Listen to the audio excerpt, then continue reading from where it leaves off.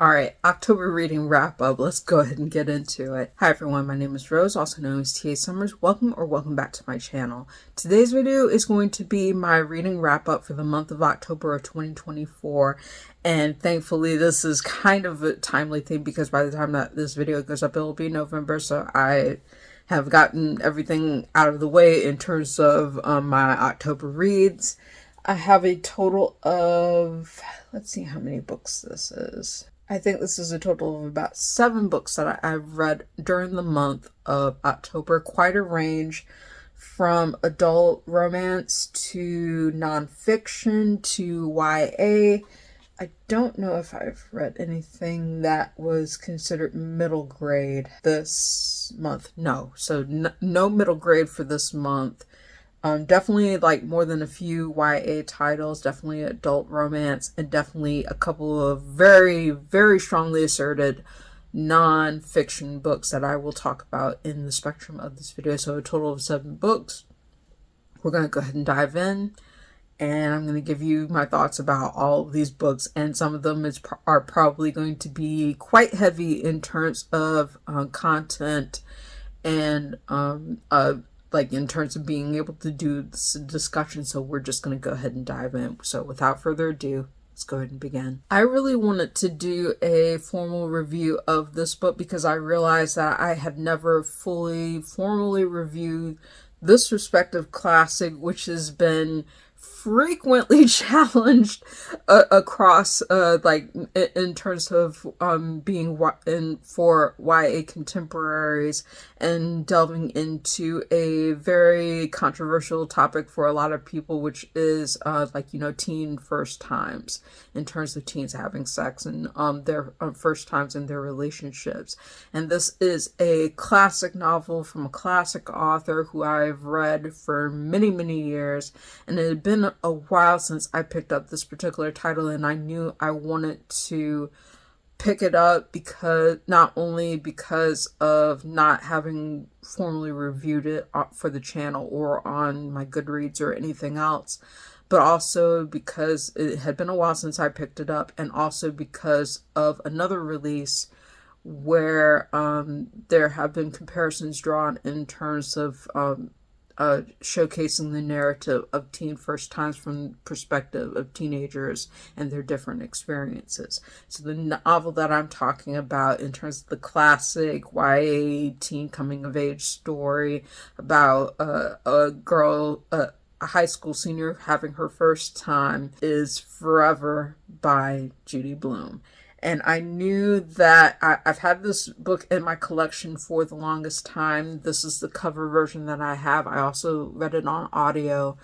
But I knew I wanted to dig into reading this particular book, not only because of its timely topic, but also because of Banned Books Week as well. And unfortunately, I wasn't able to finish it before Banned Books Week was over with and to be able to review it for the channel. But it did make my first read for the month of October. So it was definitely a strong start and a strong revisit to this particular novel after so many years in terms of things. This Forever was originally written in 1975 by Judy Blume as a response to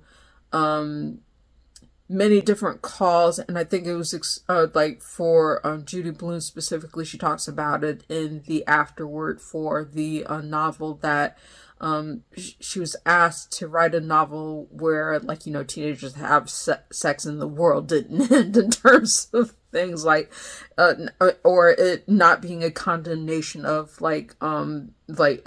teens being able to be take this very important step in their lives, whether they choose to, whether they don't choose to, and having the information that they have to be able to make that decision, and then, like, you know, like what happens in terms of the relationship that they have in the course of that. This is very honest about the experience of 2 high school seniors who meet each other, fall head over heels for each other. This is the story between Kath and Michael, and you're reading this primarily through the perspective of Kath. They're navigating their first time together and the roller coaster of life events between them and the changes surrounding them and their friends during the course of this novel. And it is a coming of age story. I would not necessarily call this a romance between the main leads. I would say it's more of a coming of age novel in terms of things. So I wouldn't expect people to think of this as a romance. It's more of like slice of life, coming of age, tackling a tough subject type novel. Kath, it does not mince words in terms of the number of different issues that it delves into for relating to Kath's experience and Michael's experience in terms of them being intimate with each other, as well as their friend group in terms of talking about protection, in terms of talking about teen pregnancy among their peers, in terms of talking about in terms of what happens during the experience of sex, in terms of these teens choosing to be intimate and like what the emotions that are involved and the physical acts that are involved and that kind of thing. And I think a lot of people don't realize how important this novel is for teenagers. There are some like references that definitely date it, like back to 1975, because I think there's one reference to where Kath goes to see a Robert Redford movie, a new Robert Redford movie, and it's and even though Robert Redford is still continuing to make films even today in terms of things, you can tell that this is dated where he's more in front of the camera versus behind the camera. This was actually this was a novel that was penned before All the President's Men, for example. So that tells you in terms of how long ago it was written. But at the same time, like there are issues and certain things that don't date it really, like in terms of that it could have happened, it could have taken place today, with how relevant some of the experiences and the emotions and different things that Kath and Michael go through in their respective relationship, and that's what makes it kind of like a timeless novel in terms of things. I did appreciate being able to read this book as an adult. In terms of the very first time I think I read it was as an older teen. And I did appreciate it back then, but I think I have more of an appreciation for it now in terms of this being a novel that provides a safe, informative space, and it being one experience in terms of showcasing, like, you know, this next step for two teenagers who are dealing with their respective relationship and like the emotions that they go through and on terms of things, and providing a realistic perspective as well as just one experience of teens being intimate. It's not a comprehensive view, and it's also not the only view in terms of, it's just providing one particular experience. And I think that has some value to teens being able to pick this up and looking at the different issues and experiences, and what and having like a safe space to being able to read this and say, okay, these are the types of things that they're thinking and feeling. It doesn't glorify it, but it doesn't what do I want to say? There are a lot of like definitely like, you know, vivid experiences and vivid emotions in this that make it very, very blunt in terms of like what the experience of sex between teens is like, but it doesn't do it in a way that isn't realistic and provide judgment for the experience. It just provides the experience of two teenagers and what that seems to feel like. And you get into the head of both Kath's experiences in terms of like, you know, how she grapples with the emotions and what they learn from what they learn to do and what not to do in terms of this experience, and also how these experiences affect the relationship between Kath and Michael in terms of things. And I would say that one thing that I would say takes away from the novel a little bit in terms of things is kind of like this third act type breakup in terms of the way that it chose to separate Kath and Michael in terms of an experience over the summer that, you know, like has them reevaluating their relationship, whether it's truly forever, whether it's not meant to be forever, is how, like, you know, like they end up working in separate spaces over the summer in terms of things. It's realistic, but it's also kind of like a jarring way of showcasing what provides like the dividing factor in terms of making them reevaluate their relationship and whether or not this experience, this intimacy between them really is for forever, or if it just means another stepping stone in terms of whether they have relationships between each other or with other people. I'm not going to spoil it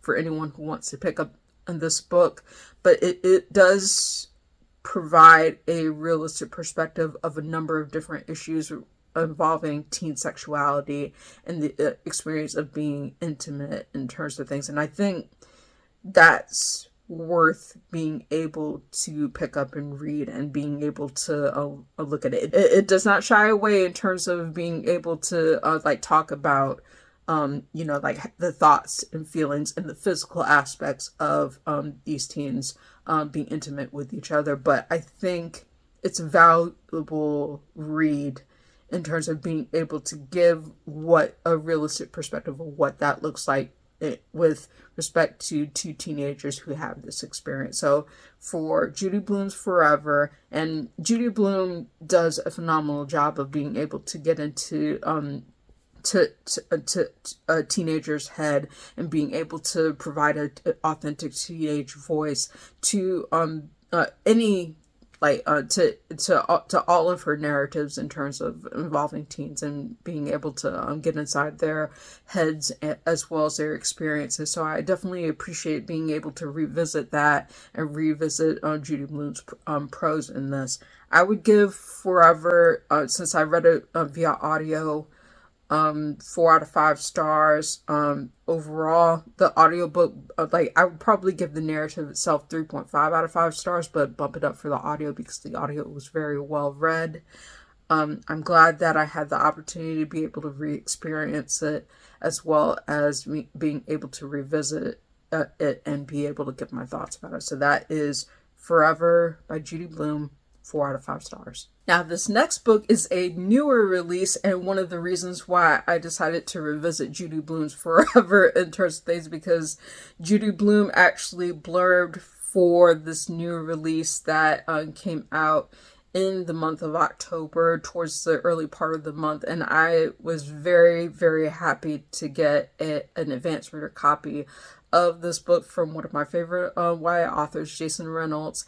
And the way that this book ties into the previous one is that it is from the perspective of a teen black boy who has his first time with his respective girlfriend. This is 24 Seconds From Now, a love story by Jason Reynolds, and this is the cover up for your reference.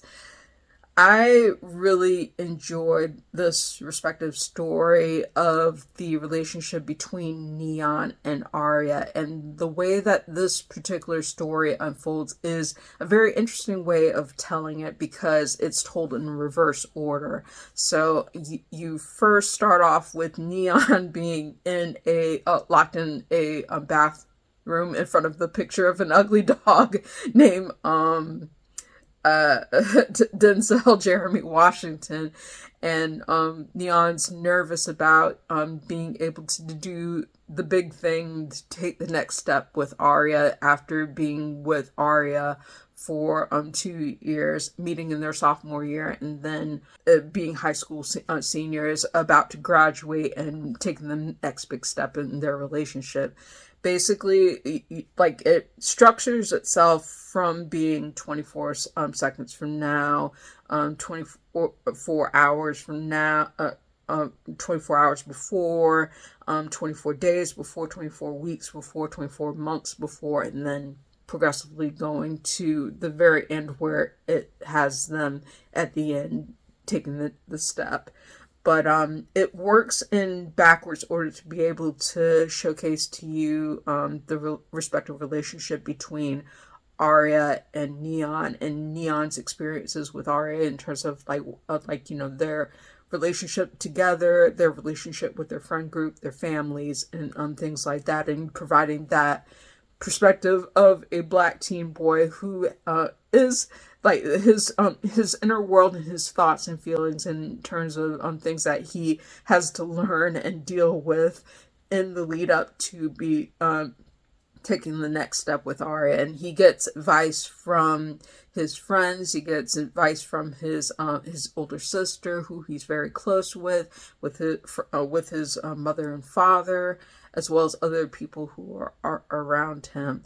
And Neon is such a refreshing protagonist to follow. I really enjoyed being able to read his voice. I laughed in so many different moments in this respective novel. I thought it was very funny, and poor Neon, I definitely felt for him in so many different ways, from the fact that he has this ugly dog named Denzel Jeremy Washington to look after, to his interactions with his mom, his dad, his grandmother, who takes care of the dog and loves Denzel Washington movies. That's part of the reason why the dog gets the name that he does.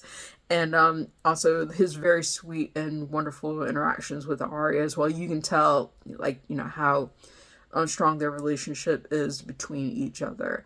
And one of the other things that I liked about 24 Seconds From Now was the fact that we were able to be able to see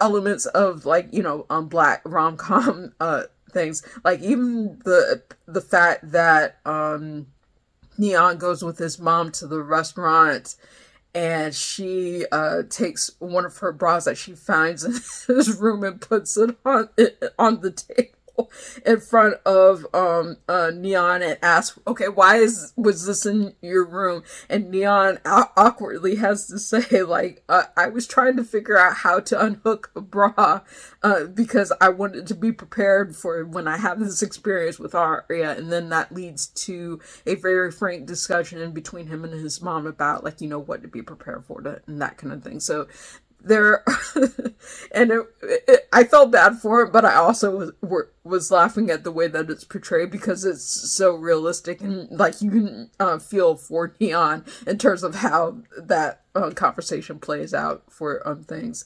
So I definitely enjoyed many moments of 24 Seconds From Now, Love Story by Jason Reynolds. I think the main reason that I probably gave this 4 out of 5 stars instead of 5 out of 5 stars was because I think for some teen readers, the reverse order may be a little jarring in terms of, because it's not told sequentially. There may be some readers who may lose track of the timeline as they're going through this respective narrative, but I thought it was a clever way of being able to tell the story, and a creative way to tell the story.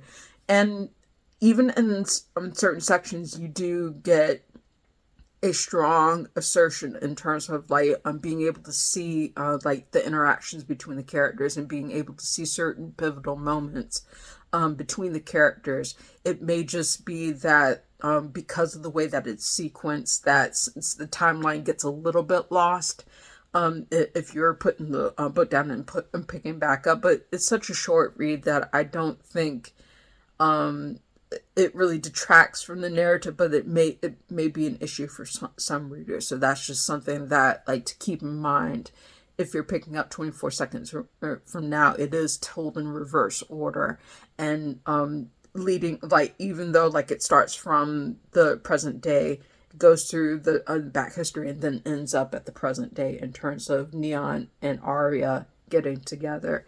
And I thought it was a very sweet, very very well done perspective in terms of showcasing these teens in terms of their first time. I think the other thing about this is that it does end a little bit abruptly. And this isn't me trying to say the way the narrative should have been in terms of things. I would have appreciated being able to see maybe a 24 hours after, where Arya and Neon kind of follow up with each other, checking in terms of things. I think it would have made it feel more complete. But I like the way that it ends. It ends basically in the moment where it's like the two characters are together, but it still feels like it ends so abruptly that like it felt like there could have been more to it in terms of being able to round out the experience. But those are minor complaints compared to like how strong this narrative is, and I would definitely recommend it in terms of things. This is 24 Seconds From Now, a love story by Jason Reynolds. 4 out of 5 stars, highly recommended. He did a phenomenal job of telling this respective story, and I definitely would recommend it, and definitely would like to be able to read more books in the vein of this in terms of being able to talk about teen experiences and realistic experiences in a way that showcases these steps and does so in a responsible way in terms of things, and also being able to do so like from different voices as well. So yeah, I definitely enjoyed 24 Seconds From Now, a love story by Jason Reynolds. 4 out of 5 stars. This next book that I'm going to talk about is adult nonfiction and probably one of my favorite reads of the year because of how hard it hits at home for so many contemporary issues, and also relating to my respective identity as a Black woman in terms of things, and being able to see, you know, like contemporary events as it is in terms, and the importance of being able to tell stories and the impact of those stories, like who gets to tell them and the impact that they have on different people and different groups of people. I debated putting this particular review in its own video because there's so much to unpack from it. And I'm glad that I was able to pick it up. This is not my first read from Ta-Nehisi Coates. It will not be the last. It is the first book that I am reviewing on the channel, as well as the first book that I reviewed for my respective blog, and I'll include a link to my full review because I almost broke the Goodreads character limit of writing this review because there was so much to unpack from it. This is The Message by Ta-Nehisi Coates. And whoo boy, the amount of controversy this book has generated in terms of nonfiction. I think one of the things about Ta-Nehisi Coates' writing is how evocative and how intimate he makes the experience with also while also being informative on a number of different issues. And if you've read from Ta-Nehisi Coates, you know how evocative his respective narratives are in terms of his writing style, as well as his linking to his experiences. Ta-Nehisi Coates is gained a large amount of acclaim for his respective narratives, whether it's Between the World and Me, which is a narrative that is written to his son, as well as The Case of Reparations, which also made a splash in terms of talking about oppression and in terms of making reparations for certain groups of people. But the interesting thing about The Message is that it does, and I'll talk about this when we get to the section on Palestine, because that's the biggest section of this respective narrative. But part of this narrative really hinges on Ta-Nehisi Coates really digging into something that he reckons with in terms of the case of reparations, and where he realizes the mistake he made in terms of instead of making a case for reparations for Holocaust survivors, like in terms of the case of Germany, like making reparations for Holocaust survivors, he makes it towards the state of Israel. And he talks about this extensively in his interviews with respect to various outlets. He's gone on to be able to say, I may put one of those clips up here for your reference in terms of what he says about the case for reparations, and in terms of being able to reckon with where he was wrong about what he stated in that, and what he comes to terms with when he makes the visit to Israel and Palestine, in terms of Tel Aviv, going into Jerusalem, going into different places like Hebron, to be able to like come to the conclusions that he has. But felt like maybe you were glib about a history that was much more complex. I think glib is the correct word.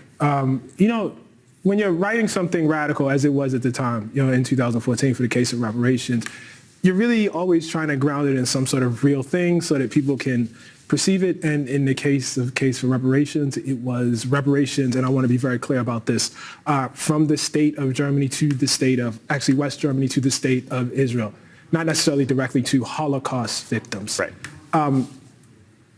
I neglected to ask a very important question, which is, what is the nature of that state?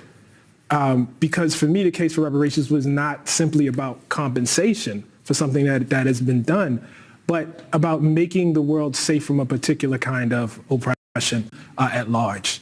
And as it turned out, as was very clearly revealed to me when I did my travels, to use the state of Israel, reparations to the state of Israel, as an example, actually undermined the very message of the thing I was trying to get across in the article. And why is that? Because Israel's an apartheid state. And I don't mean that as a slur. I mean that in repeating the reports of Amnesty International. I mean that in repeating the reports of the Human Rights Campaign. I mean that in reporting the reports of the Israeli human rights group B'Tselem. I mean that in reporting the fears of Israel's own prime ministers, Ehud Barak, Ehud Olmert. And I mean that in terms of what I actually saw, which was a society in which half the people live and have the benefits of full citizenship, and the other half live on various tiers somewhere below that. This was immediately clear to me the first day I got there. And certainly by the second day when I was walking through Hebron and I literally saw streets where certain people could walk down and certain people couldn't, where I could walk down as long as I was clear that I was not Muslim and other people could not. When it was made clear to me that I was with a group of people and spending time with a group of people who, should they fall into any sort of trouble or get into any sort of trouble, would be treated by the military justice system, while all around them were Israeli Jewish citizens who were subject to the benefits of the civil system. You can imagine the difference in the degree of harshness there. And it went on. It was pretty clear across the board in terms of the laws and the policies. There are so many different things in the message that resonate with me as a Black woman, and I'm going to kind of go in sequential order because all of it, the collective message of the message is the importance of telling stories and who gets to tell them. And it's making a case towards writers being able to change the world through their narrative and being able to highlight histories and stories and the importance of that and being able to tell that and share that with the world and evoke change and make changes in terms of things and being able to elucidate things. He writes the message, Ta-Nehisi Coates writes the message for his writing students, and the narrative starts off with him talking about an assignment he gave his students in terms of being able to do this respective project. And he talks about, his history in terms of like the importance of how stories have played a part in his life, even from I remember being able to identify with the fact that he read childcraft encyclopedias. I did the same thing as well in terms of growing up, and I'm probably about a generation younger than Ta-Nehisi Coates. So I know about certain experiences that he talks about in terms of being the child of parents who grew up during Jim Crow and segregation in terms of things, because my father would be the same age as Ruby Bridges if he was alive today. So I identified with that because I knew, for me, like part of the reason why my parents stress in education towards my twin sister and I in terms of things is because they attended segregated schools and stress the importance of being able to learn your history and learn accurate history, and being able to tell read different stories and narratives in terms of oppression and things like that. So it was definitely something that I identified with in terms of like him talking about his experiences and how that shaped him growing up in terms of his identity, as well as the things that he was able to observe. The other thing about the precursory introduction to this respective book in terms of telling stories, I also remember how he had talked about one of the narratives from Sports Illustrated about the injury that a linebacker has. I can definitely say that I had an experience with Sports Illustrated where there was a story that I read as part of an article that affected me. I don't know how many people know the story of Monica Sells and how she was attacked during a tennis game in terms of things by an obsessed stalker of her rival, who attacked her in the middle of the game, and how that affected her. That was the story from Sports Illustrated that affected me in terms of things. So just being able to draw parallels with my experience with Ta-Nehisi Coates' experience and how he tells it, I definitely identified with a lot of things that he talks about in this respective story, even from the very beginning, before we get into the diving of the different sections that the message is broken down into. And to talk a little bit about that, the very first section of the message talks about, the book is divided into 3 sections. One highlights his trip to Africa, to Senegal specifically, as kind of a journey to discover his roots and have that reckoning in terms of being able to visit Africa for the first time, and the revelations he makes in terms of things when he goes to visit there. The second part of the book talks about his journey to South Carolina and meeting a teacher who has her books banned, her teaching curriculum is banned because of covering one of his books, Between the World and Me, and teaching it to her AP students who and the controversy that unfolds from that, and what he gets out of that trip to South Carolina. And then the final section of the message is him going to Israel, Palestine, starting with Yad Vashem, which is the Holocaust Museum in Israel, in Tel Aviv, where he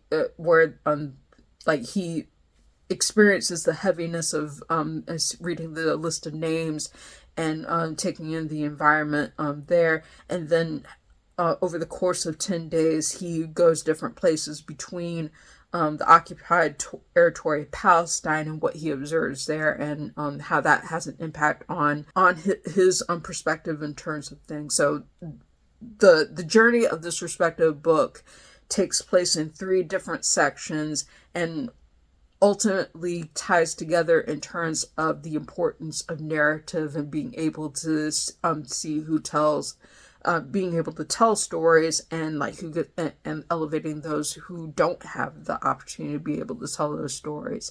So starting with his trip to Senegal, he was talking about in terms of the stories that are told often from there, in terms of the section that it highlights is on pharaohs, which is interesting in terms of how it talks about how we tell stories of elevation to in the Black community, to be able to push against the oppression that we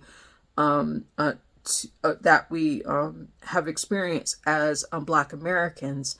And having this idealized perspective of what it's like to be in Africa, and making journeys to Africa and things like that. And then when Ta-Nehisi Coates touches down in Senegal in terms of things, he comes to a number of different revelations in terms of the narrative that he thought he knew, and coming to different terms that are different than what he expects there.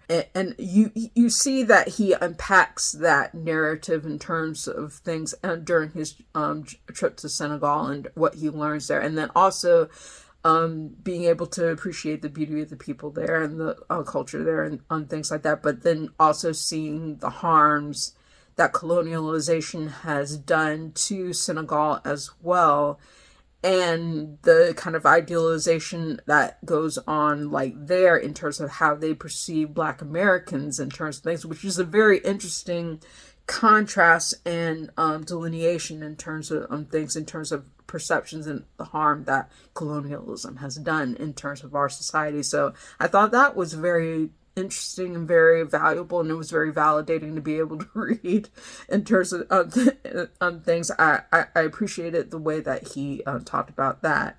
Moving into the second part of that narrative, where he talks about his trip to South Carolina and the book banning experiences, he unpacks a lot of information about the current trend of book bans and how many marginalized authors, Black authors, BIPOC authors, LGBTQ authors are being censored in schools, to the point where like history is not being taught in terms of things like this sanitation of the brutal history of slavery, among other things, in terms of like people not wanting to talk about it and not and those stories not being told and being censored, and like the controversies that happened with that. That was very validating to be able to read too, and it goes in line in terms of like a lot of the narratives that I've picked up. They came from the schools by Mike Higgs and Baugh, as well as Amanda Jones's That Librarian, which I talked about in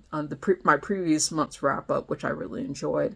This did a wonderful job of talking about it from the perspective of a Black man, and talking about it from the perspective of the Black experience in terms of how this has an impact, and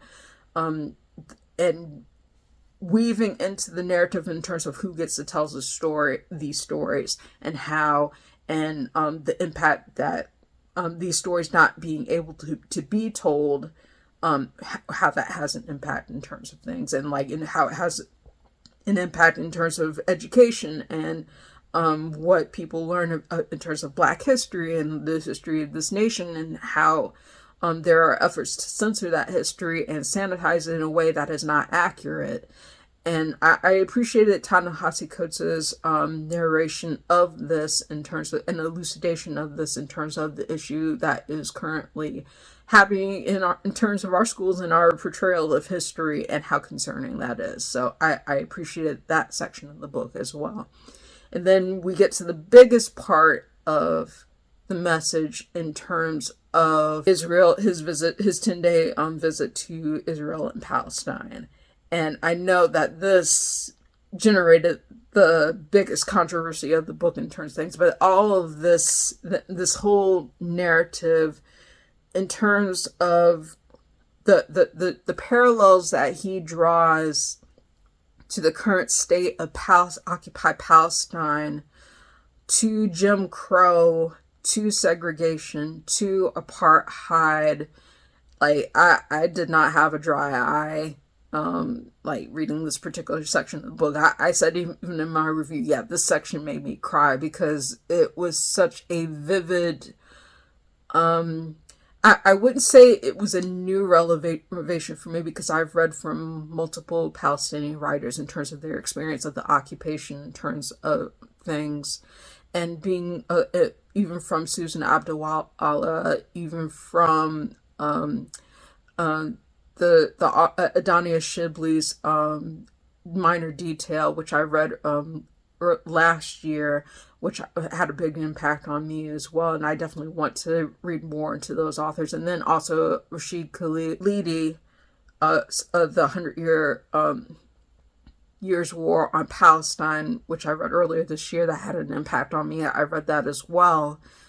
I knew a lot of the history in terms of reading those narratives specifically from Palestinian writers, but it was like reading Ta-Nehisi's experience and him drawing parallels to the Black experience was a way of connecting the dots. So it was a way of being able to see these experiences and the reality of things in a way that really a lot of Americans don't have that perspective in terms of what it looks like and like what the experience is like and so things. And I appreciated his honesty about it, his elucidation, his delving into history. It's not a comprehensive history, but it is talking about major sections of the history to be able to give context to what he observes and what he sees through the narrative.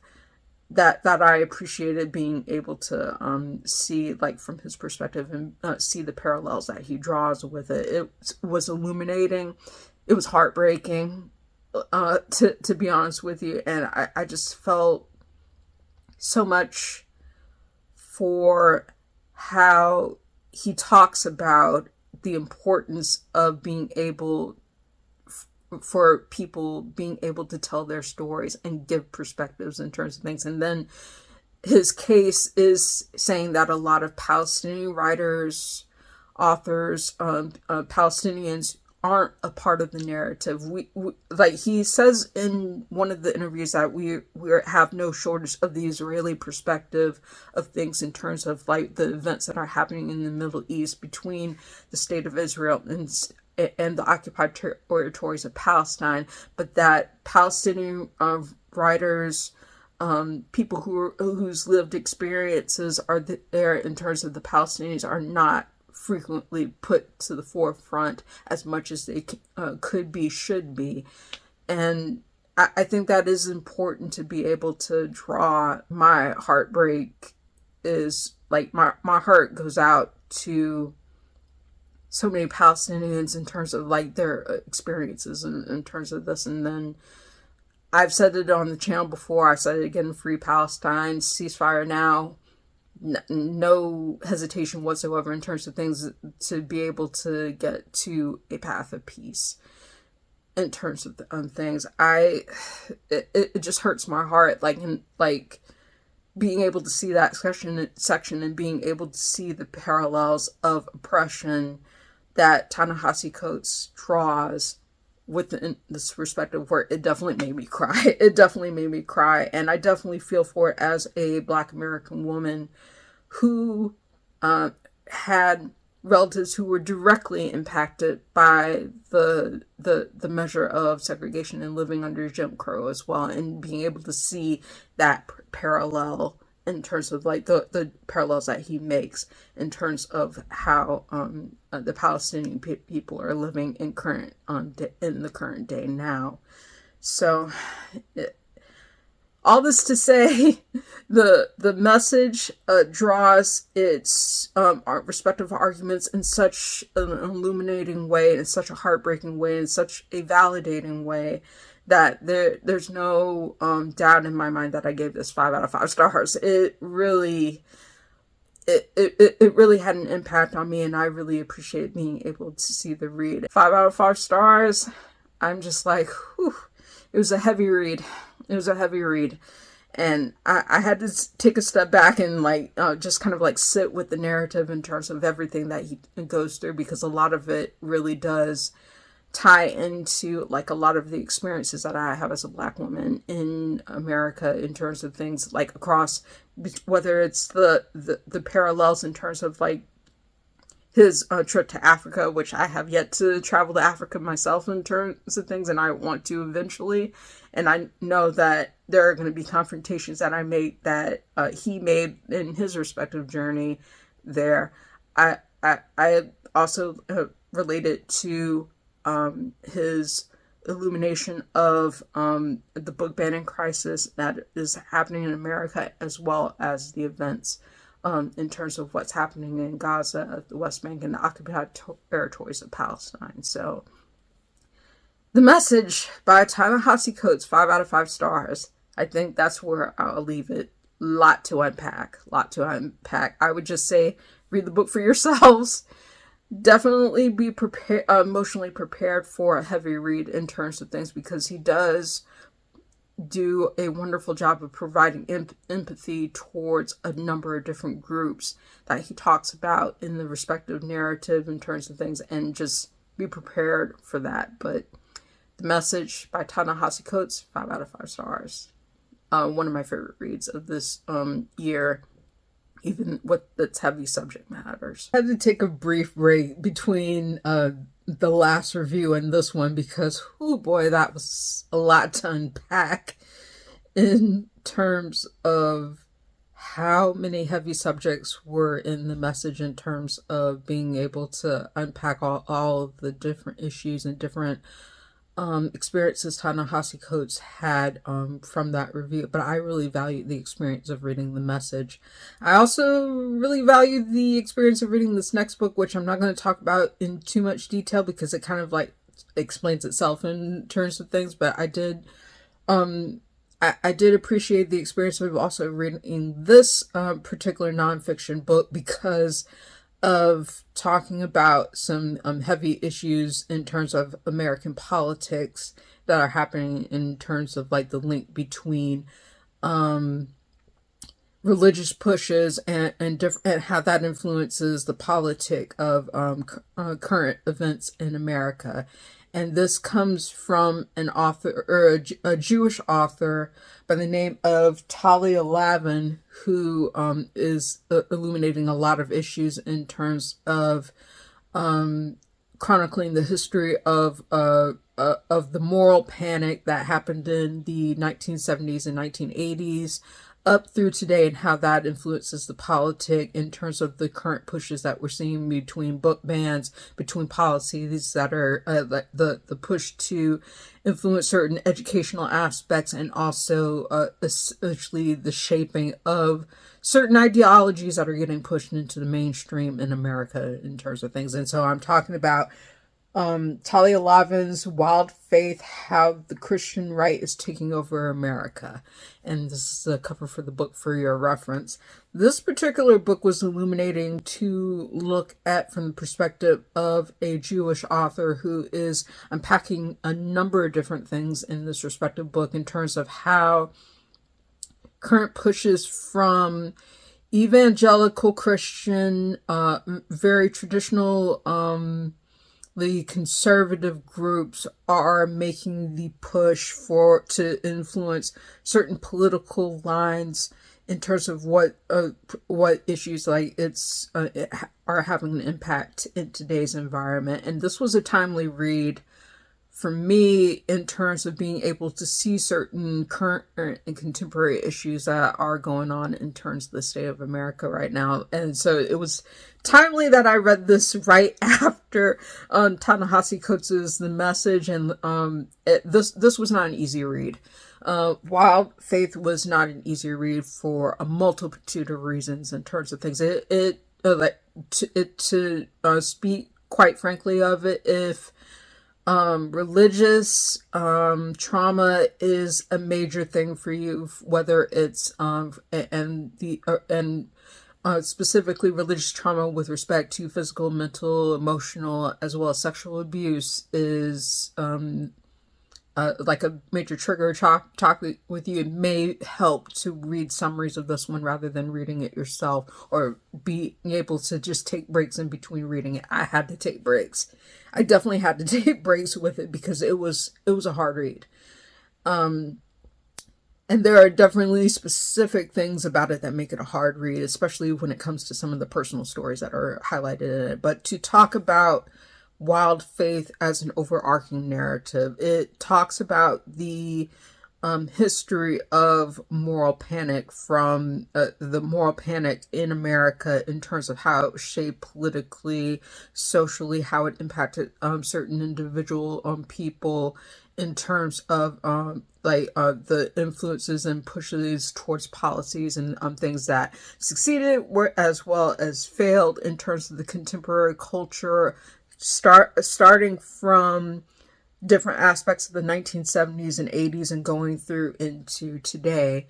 And Lavin does a good job of summarizing some of the major reasons why certain ideologies have come up, especially when it comes to specific things about evangelical Christianity and some of the more extreme ideologies and where those ideologies came from, how they were shaped, and what those particular perspectives are. And it's wild to listen to, especially I remember growing up in the 1980s in terms of things like towards the latter part. Like, I was not alive for the early part of the 80s or 70s in terms of that's before my time, but I do remember certain things in terms of what she talks about in this book, in terms of how that was part of the contemporary perspective, but I was too young to really be able to see how that affected played into the contemporary events of that respective time. I see more of the push of it today in terms of how it impacts certain pushes in terms of shaping education, shaping this push for Christianity in aspects of school issues, as well as the impact on book bans and things like that, and then also how it affects certain families in terms of how this sense of conservatism affects the impact and the viewpoint of the family, and who has power and who doesn't have power, and how the dynamic works with that in terms of things. And a lot of it was illuminating to be able to read in this respective book. And there's even a section where it talks about the contemporary conflict in terms of what's happening in Gaza. And while I would say that this doesn't delve into that as much, it does get a mention in this respective book in terms of at least doing draws in terms of how that's even being impacted by the current push from evangelical Christianity in terms of how that conflict is being seen and shaped and things like that. And being able to see that was painful, very painful to read about in terms of things. I was like, just goodness, I did not know the layers. I did not know the layers before reading this book. I had an idea, but I didn't know of the specific layers and the specific things that Lavin illuminates in this book for certain things. I think by far the most impactful part of the book for me was hearing some of the survivors' stories of people who were in these religiously abusive households, so how they suffered through corporal punishment, how they were sexually abused as well, and other things, other traumas that some of the victims, those who were able to get away from those environments in terms of things, in terms of the talking about their personal experiences. And that comes more towards the latter part of the book for anyone who may be picking this up. I did find value in terms of being able to read about the experiences of those who survived that experience, and felt for the people who shared their stories with Lavin. And in the context of this particular book, I gave this 4 out of 5 stars because it did feel like some of this wasn't presented in kind of a fully chronological perspective. There were certain sections where it went into the history, and then there were certain sections that went into certain ideologies and things like that. And I feel like it could have been streamlined a little bit better. And even dug into and then being able to see even more personal stories, I think would have helped the narrative even more too. But I felt like it was a pretty solid offering for what its overarching thesis was. So I did appreciate the read. There were a lot of things that I learned from it that I did not know before picking up. So that was valuable to me in terms of picking up a nonfiction book about this respective subject and being able to learn a little bit more about it. But this is Wild Faith: How the Christian Right is Taking Over America by Talia Lavin, 4 out of 5 stars. I thought it was a valuable read, and I'll leave it at that. So moving from nonfiction to adult romance, I knew I wanted to read some lighter material after those heavy-hitting nonfiction reads, so I figured I'd go back into reading adult romance as well as one YA fantasy that I'll get to towards the end of this video, but I wanted to highlight the adult romances that I read after the two heavy hitters that I just noted for adult nonfiction. So I decided to go back to a reread for a book that I have not read in quite a number of years. And I knew that I've read from this author before and I've read this particular book before, but it had been a number of years since I picked it up. I believe this was originally published back in 2010. This is by Zuri. This is Lessons from a Younger Lover. And I revisited this particular book. I have both the physical book, which this is the cover for the physical book for your reference. And then I also read it in the audiobook version, which has a different cover, and this is the cover for that. But I'm going to talk about like the physical and ebook cover version and keep that on it because I thought it was a cute cover and I think it represented the characters pretty well in terms of things. But to talk about Lessons from a Younger Lover, this is a book that showcases the experiences of a woman named Gwen, who is a school teacher who returns to a town that she has not been in quite some time, and returns to kind of like school district that she kind of like with like people who she grew up with in this community.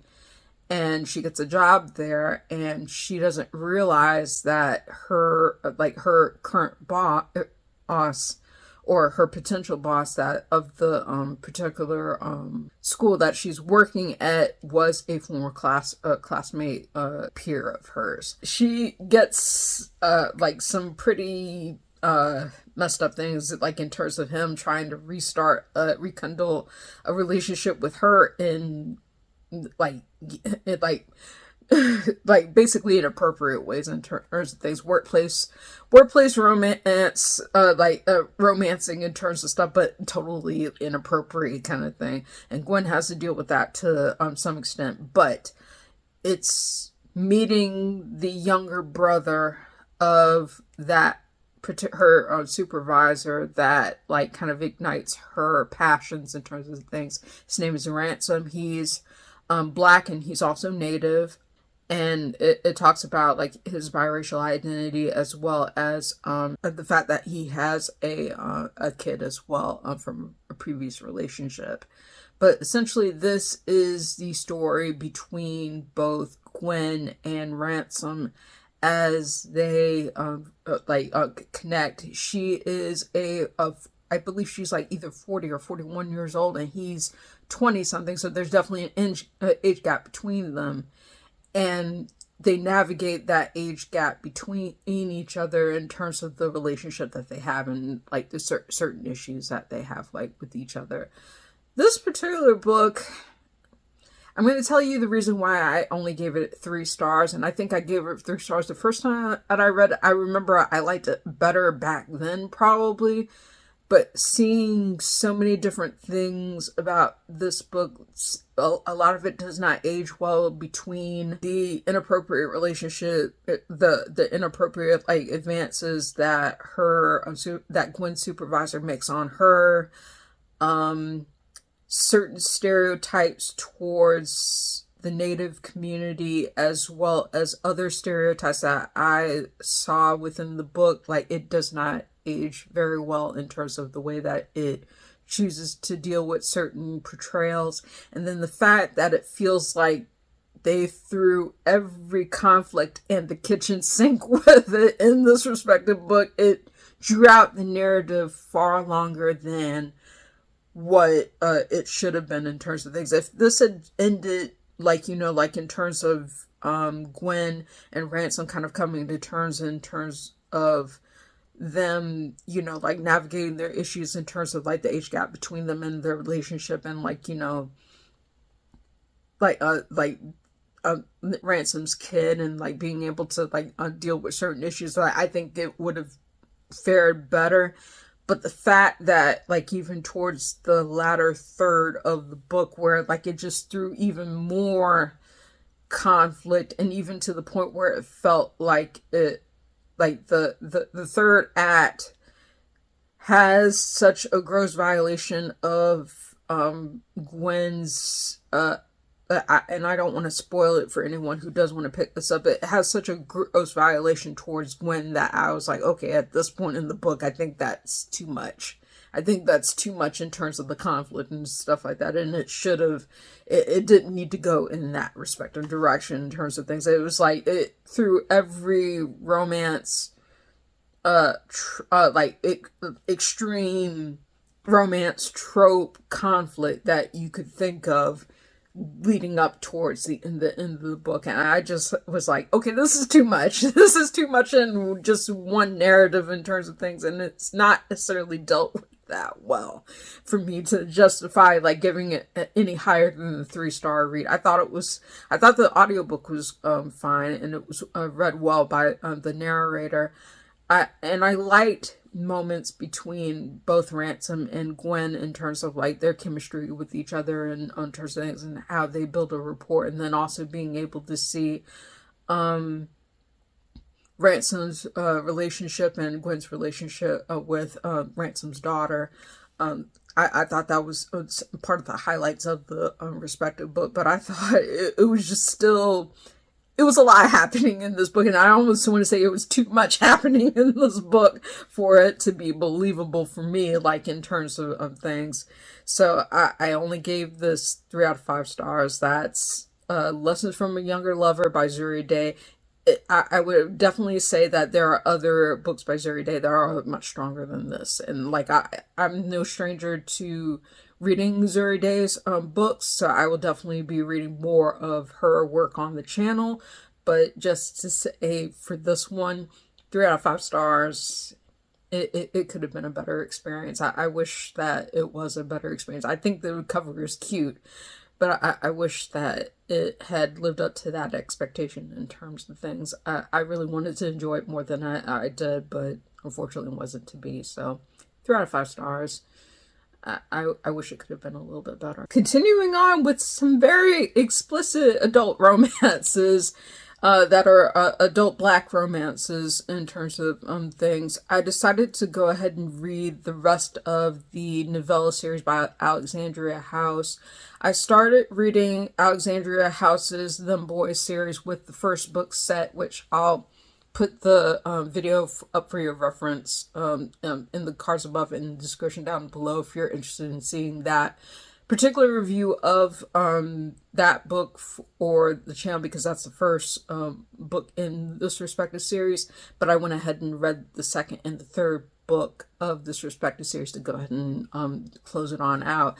So I picked up the next book in the Them Boys series, which is about Ja, and it's titled Ja. This is by Alexandria House. Second book in the series. Gave this overall, I think, 3 stars overall, and I think this might actually be the book that was probably my favorite of the showcasing of the stories of the 3 brothers, even though I didn't care for the infidelity aspect of it in terms of things. This is the story of Ja's relationship with Trisha. Yeah, Trisha is the leading heroine, and it's told in a dual perspective in the audiobook version, so it was worth being able to hear this from Jacoby DM as Wesley Siobhan to read like these characters, because they have good reading chemistry, and I definitely enjoyed that aspect of the audiobooks of this. But to talk about Ja a bit, this is a relationship, this particular story is a relationship between Ja and Trisha, and they've been continuously carrying on a relationship separate from their respective people that they are with. Just a progressive relationship, like in terms of being apart from the people they are with over the course of time. And I actually like Ja's character a lot personality-wise. He's a man who can cook, and like that's highlighted in the book as well. And the way that he takes care of Trisha, like you can tell he very much cares for her in the respective things. And he's a compulsive cleaner. It helps him. It helps him focus in terms of things when he can't sleep. Like he cleans his space, and like he tries to cope with some of the things that he experienced in his past and the traumatic past that he and his brothers shared, like in terms of their abusive father. But you can tell that Alexandria House knows how to write black alpha males in a way that feels realistic, even if the characters themselves aren't my cup of tea in terms of things. And even like I said, with respect to Ja, I didn't like the infidelity aspect of this respective story. I at least appreciated being able to see two authentic characters and being able to see realistically in terms of how their dynamic worked, and believe in the dynamic that worked between them and how they came to be together, and how realistic it's definitely different than, say, certain other people who I shall remain nameless and wrote the Hoodlum Heat, which I ranted about on the channel before in multiple perspectives. But you can tell that Alexandria House knows how to write this type of character very, very well in a way that's authentic. And I appreciated that, reading that in Ja and being able to see the respective relationship between Ja and Trisha in this respective book.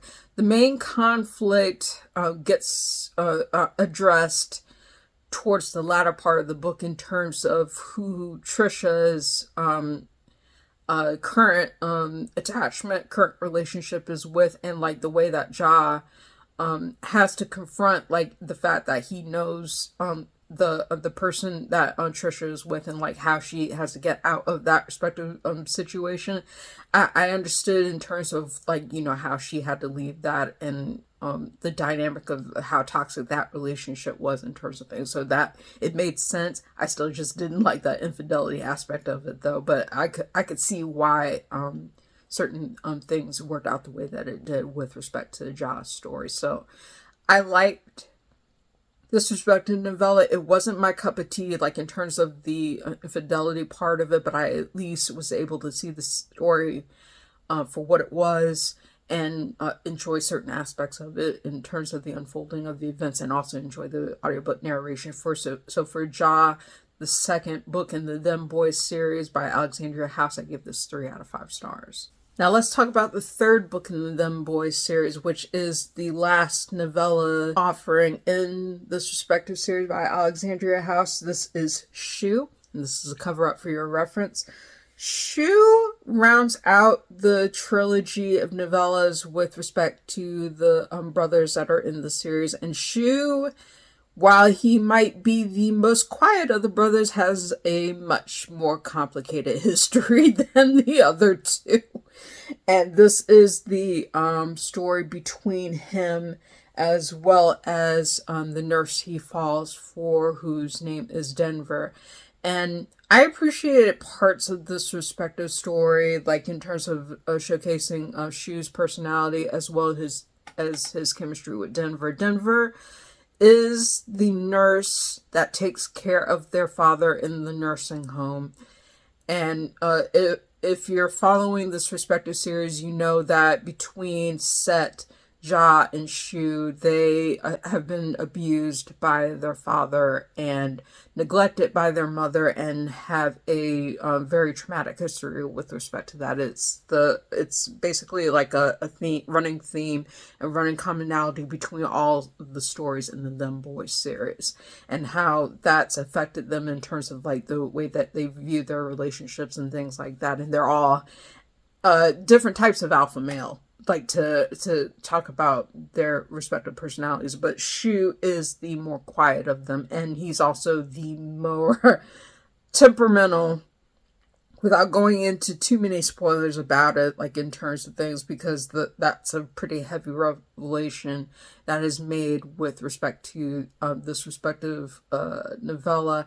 And I would even say, like, you know, like between Ja and between Shu, be aware of trigger warnings in terms of physical abuse, emotional abuse, sexual abuse, things like that.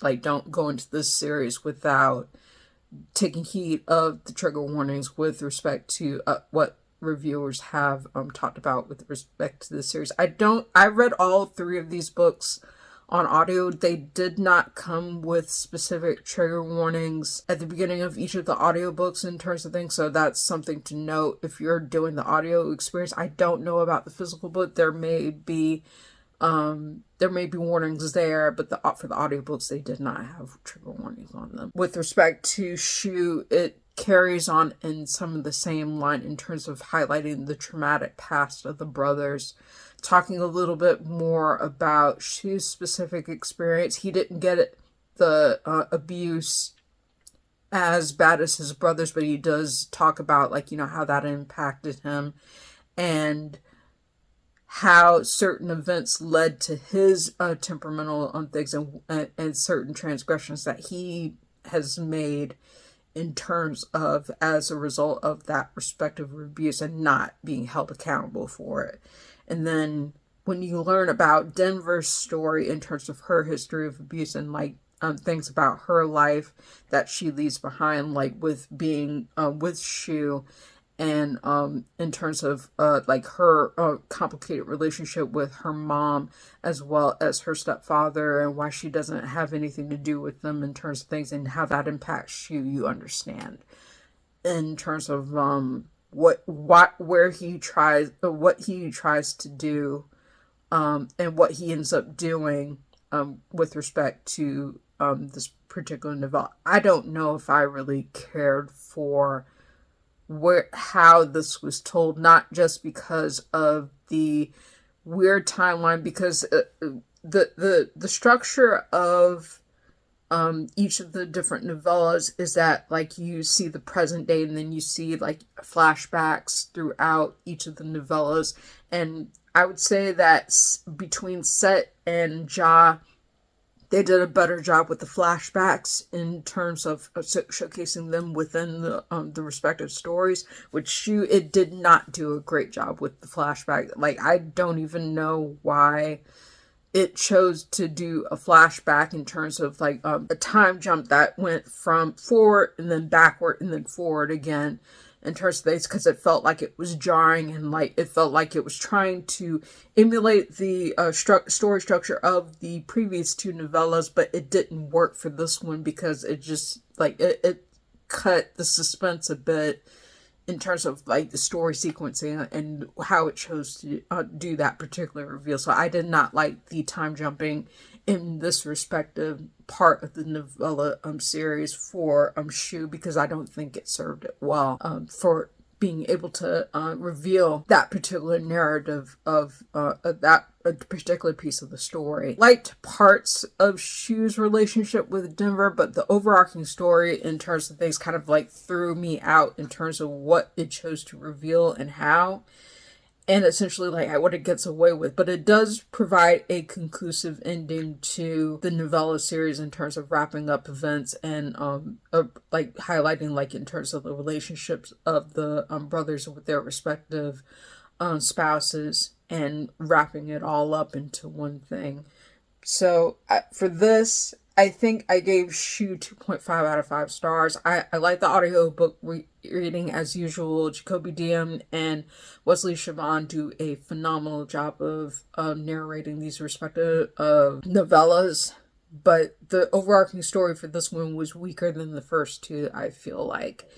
And I feel like it could have done better with respect to how it chose to do this respective story. But it did feel conclusive in terms of the respective series. So I gave Shu, the last book, the 3rd book in the Them Boys series, 2.5 out of 5 stars. And I know this is not going to be the last book that I read by Alexandria House in terms of things. It's not the first, not the first series, and it's not the last. But I wish that it could have ended on a stronger note for me in terms of things. I appreciated the reads. It's not my typical go-to in terms of things because typically I don't lean into reading this kind of alpha male romance type story, but at least I feel like I value the experience of reading the series for what it offered in terms of things. So, Shoo, Them Boys, third book in the this respective series, 2.5 out of 5 stars. Leave it at that. Alrighty, last read for the month of October had me revisiting the work of Bayron, who I have read multiple books from, but this is the first time that I'm actually reviewing her on the channel as well as on my blog and on Goodreads in terms of things. I don't think I've featured a full review of any of her work on the channel before, so this felt good to be able to start with, especially since this was her first YA novel. This is Cinderella is Dead by Bayron, and this is essentially a sapphic YA fantasy that leans more towards, I think, an earlier audience, like a younger audience of YA than older. And I specifically said this in my review. Yeah, I think like for those who are not as familiar with YA fantasy and want something that's a good transition, like for sapphic YA fantasy, particularly 13 to 15-year-olds, I think this would be a decent fairy tale of a girl who fights against her oppressive environment. So this is the story of Sophia, who is a Black girl who is living in a respective kingdom that takes place 200 years after the tale of Cinderella. And this is a very interesting reimagined tale of Cinderella in terms of things. Sophia is preparing for the match ball that is being held in her kingdom as conducted by the king, and the requirement is that all the young ladies of the kingdom are set to be matched with respective suitors, lifelong suitors, in terms of like being able to have different placements in their respective society. But the problem is that that Sophia does not want to be a part of this match ceremony. She doesn't even want to go to the ball because her affections are towards one of her friends who is a girl, and her parents know that she likes girls and have known, like, you know, in terms of the longest time in terms of her friendship with said girl, but they ask they not so subtly ask that she keeps secret in terms of things and not even engage it. And so of course Sophia feels slighted and disrespected in terms of being able to not live the life that she really wants to live and be free and not have to live in this oppressive reign of society.